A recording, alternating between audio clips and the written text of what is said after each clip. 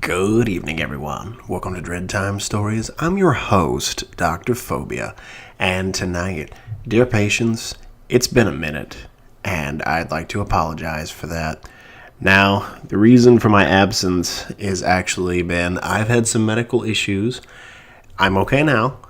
Who knew that the dead could still get sick, right? And also, I've been dealing with some family medical issues. But I just want to let you know all is well, and I'll be back to making regular content ASAP.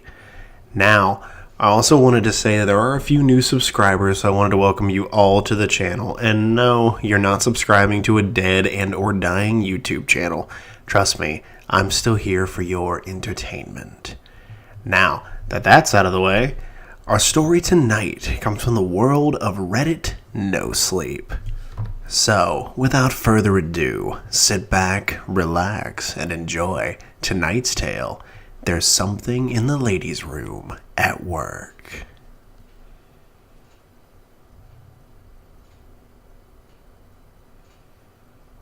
For the past 4 years, I've worked as a video editor at a women's apparel company. As you might imagine, most of the employees are female, and I am in fact the only guy in my department. This leads to a lot of jokes and harmless teasing from both friends and coworkers, but the truth is, I don't mind it at all. I hardly even notice.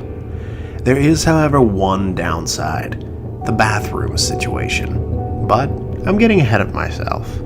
A few months ago, due to lack of space, my employer moved my entire department, there are about 12 of us, 11 girls and me, the one dude, from its main headquarters to a smaller building across the street. It was the perfect situation. We desperately needed the extra space, and the building was available. Unfortunately, it wasn't in great shape.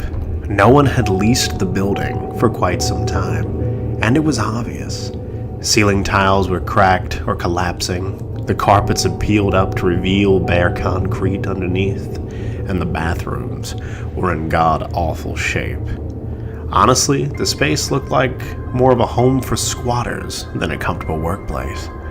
But my employer put a lot of money into remodeling, and in the end, it was unrecognizable. What an amazing transformation. We had individual workspaces complete with potted plants, ergonomic chairs, and open spaces to decorate however we wished. There was even a full kitchen with a coffee maker, magic bullet juicer, and top-of-the-line water purifier. And the girls were given an extravagant bathroom complete with futons and makeup mirrors. You know, the kind with the bulbs around the frame. But there was one cost-cutting measure that the company implemented, and they did it in the one place where it would affect the least amount of employees: the men's room. The men's room was a single toilet, sink, and plain mirror. That was fine, seeing as I was the only one that would be using it, aside from the occasional office visitor. But the problem was the door had a loose lock. Sometimes when I exited the bathroom, the weighted door shut on its own and randomly engaged its mechanism, locking me out until someone from maintenance could come over and jimmy the door back open. It didn't happen that often, but it was often enough to be a huge pain. To make matters worse, sometimes maintenance was bombarded with other matters, leaving me without a bathroom for hours or even days. Luckily for me, my female coworkers were good-natured enough to let me use the ladies' room if I were ever in an unfortunate situation of having to go badly while locked out of the men's room. They said they didn't mind. If anything, they found it amusing. On the handful of times it happened, I would always play it off lightheartedly, though I really hated it. And it wasn't just because of my male ego. It wasn't due to indignity or embarrassment. It was because using the ladies' room just felt weird. Like, weird in a creepy way that I can't explain. As if when I was in there, I wasn't alone. I vividly remember the first time I had to ever resort to using it. It was one of those days where the men's room lock had jammed that morning, and I had gone nearly a whole day without a bathroom break. An hour before my shift ended, it felt like my bladder was about to explode. My legs were shaking, my teeth were biting the inside of my cheeks, and my eyes were beginning to water. I realized at that point I had two options: either use the ladies' room or find the nearest bush outside. I opted to use the ladies' room, though it was actually a tough decision. My female coworkers promised that they would guard the door to make sure that no one went in while I used the restroom. They checked to make sure it was empty before I shamefully entered. "Hello?" I said. No response. My first thought was how nice it looked. Like I said up above, futons and lit mirrors. I was also surprised that there were no urinals, only stalls. I know that sounds completely crazy, but when you've gone your whole life seeing urinals on the walls of public bathrooms, you do a double take when you realize they aren't there. I entered a stall, locked it, though I knew no one else would be coming in, and undid my fly. I stood there in heaven as I emptied my bladder, immediately hearing nothing but the sounds of rushing pee. The sound continued for what felt like damn near a minute before I heard something else. It was the sound of light footsteps, and then squeak. My heart stopped. It was the sound of a nearby stall opening. Someone else was in the bathroom with me. Either they had come in unbeknownst to myself and my coworkers, or they had been in there all along and hadn't answered when I called out. After the immediate shock, my feeling was that of utter embarrassment. There I was, standing in the ladies' room, unleashing a floodgate of piss, and some poor girl had to hear it. Some girl I worked with, who was probably just as embarrassed as I was. Damn, this was awkward. Somehow, without even thinking, I let out a feeble, sorry. I again heard the squeak of a bathroom stall, followed by a light thud. I finished peeing, shook twice for good measure, and sighed deeply as I exited the stall. I saw my beet-red face in the light of the mirror as I quickly washed my hands and exited the restroom. My coworkers swore that no one had entered the ladies' room while I was inside. They assured me it had been empty when I went in. I wasn't sure, but I chalked it up to me hearing things, perhaps water running through the pipes in the wall, and had forgotten about the whole experience shortly thereafter.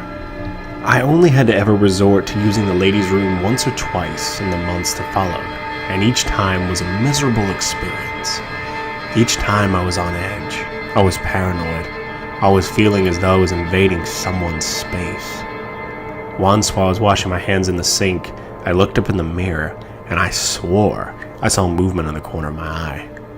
A quick motion near one of the stall doors, like someone or something quickly ducking out of sight. I couldn't pinpoint where the motion had come from exactly, but I swear, the moment I saw it, I heard the unmistakable squeak, followed by a light thud. No wonder women go to the restroom together, I thought. It must block out all the weird sounds. All in all, using the ladies' room was an, at best, awkward experience. But it wasn't too terrible until today. Shit. I seriously just got a cold chill up my spine thinking about it. Today was the last day I will ever use the ladies' restroom. I'll make sure none of my coworkers ever uses it again, if I can help it. It had been a normal, if not hectic day. So much to do. I ate lunch, which most of it I worked through. I didn't eat as much as my stomach hadn't been feeling right all day. I had a million deadlines to think about as I left the men's room around noonish. It shut. It latched. I sighed, turned around, checked the handle, and wasn't surprised to learn that I had just locked myself out. I sent an email to maintenance and went on with the rest of my day, not thinking too much about it. I soon realized that there was no way I was going to make it home on time, especially with the last-minute project popping up an hour before I was supposed to leave. I felt a slight worry in my system. First, If I got home late, I might not be able to find a parking spot on my block. Second, I was dealing with quite a bit of indigestion and was feeling quite uncomfortable. But I worked as quickly as I could, hoping I would get out on time. Of course, the days where you want to get home early are the days you end up working the latest. Sure enough, by 6 p.m., the last girl had left the office, and I wasn't nearly finished with my project. By 7:30 p.m., my stomach was killing me. It began to make a loud rumble. It wasn't a "I'm hungry" rumble, but rather, "I'm upset and bloated and you're about to have a mess" rumble. Sparing you too many details, let's just say I needed to use the restroom and use it badly. I looked how much longer it would take my computer to finish processing my video project. 45 minutes. That, plus the half an hour drive home, meant there was no way I could wait. I went to the restroom and tried to open it. Click. Oh, that's right. It was still locked and maintenance had been too busy to fix it. I looked at the ladies' room and felt a twinge of nervousness for some weird reason. But I shook it off and decided to head on in. Though the way my stomach was acting, I really didn't have much choice. I entered the ladies' room and quickly rushed to a stall, unbuckling my belt as I walked. Again, I'll try sparing you the details, but within 20 seconds of sitting down, I felt a twinge of horror. I began to hear footsteps. I listened closely, wondering if I was imagining things. Thump, thump, thump.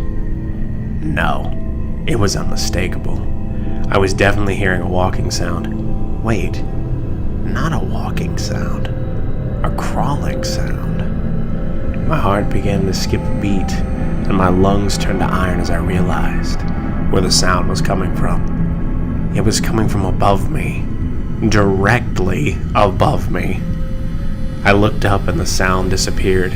For a moment, I heard nothing but the heavy ache of my own racing heartbeat. And then, squeak. It was at that moment I realized I wasn't hearing a stall open. It was a sound of a ceiling tile lifting, as the tile directly above me slid open, ever so slightly. I know I saw it.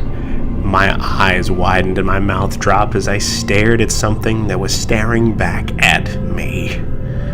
Inside the ceiling, partially hidden in shadow, I saw an eye, peeping around, staring at me for a single instant, and then, as quickly as it was there, it was gone. The last thing I remember hearing was the light thud of the ceiling tile dropping into place. What happened next is a complete blur. I don't remember standing or even pulling up my pants. I don't remember grabbing my keys nor exiting the building. I just remember the pounding in my chest, pounding so hard that my ribs ached as I drove home, replaying the events in my head, wondering how the hell I was going to tell my all but one female department what I saw. It was a man's face.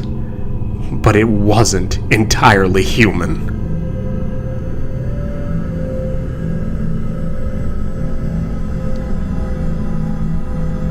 That was There's Something in the Ladies' Room at Work. I hope you enjoyed it, and thank you for listening. Like I was saying in closing, check under your bed, look in your closet, and sleep with the light on. The life you save may very well be your own. Good night, everyone.